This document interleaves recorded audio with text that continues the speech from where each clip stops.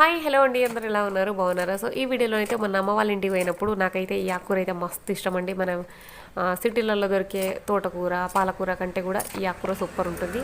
అంటే పల్లెటూర్లలో ఉండే పత్తి చేనులలో కానీ మొక్కజొన్న చేనులలో కానీ దొరికే ఆకుకూరలు ఉంటాయి కదా, పచ్చకూర చెంచల కూర అన్ని ఆకుకూరలు ఇక మిక్స్డ్. సో ఇదైతే మస్తు ఉంటుంది వండుకొని తింటే. ఇక అమ్మ అయితే ఈ విధంగా ఎందుకు దులుపుతుందంటే వాటికి ఉండే మట్టి కానీ పురుగు కానీ ఏమైనా ఉన్నా కూడా ఈ విధంగా దులిపితే ఆకుకూర మీద ఉండే మట్టి అంతా కూడా పోయి క్లీన్ చేయడానికి ఈజీగా ఉంటుంది.